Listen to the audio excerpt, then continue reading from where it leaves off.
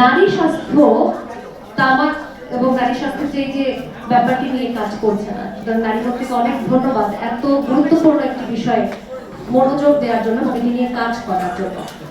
আমরা সবাই এতক্ষণ শুনেছি যে তামাক আমাদেরকে কিভাবে আসলে ক্ষতিগ্রস্ত করছে, আমাদের নারীর স্বাস্থ্যকে কি করে ক্ষতিগ্রস্ত করছে, এবং খুব যেটা গুরুত্বপূর্ণ, যেটা মনিয়াপা বলেছেন এবং অন্যান্য বক্তারা তাদের বক্তব্যে বলেছেন, যে শুধুমাত্র নারী স্বাস্থ্য না, আমাদের ভবিষ্যৎ প্রজন্ম খুব সাফার করছে এই তামাকের জন্য।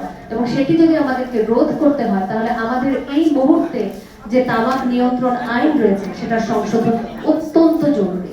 কারণ আমরা যদি এই তামাক নিয়ন্ত্রণ আইনকে সংশোধিত না করি, আমরা নারীর স্বাস্থ্যকে রক্ষা করতে পারবো না, আমাদের পরবর্তী যে ভবিষ্যৎ প্রজন্ম রয়েছে তাদেরকে আমরা সুস্থভাবে দেখতে পারবো না। আমাদের শিশু মৃত্যুর হার বাড়বে, নারী মৃত্যুর হার বাড়বে এবং বিকলাঙ্গ শিশু হওয়ার প্রবণতা বেড়ে যাবে।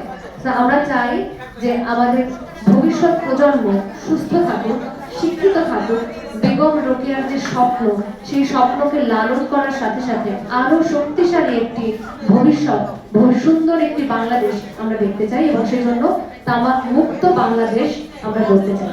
ধন্যবাদ সবাইকে।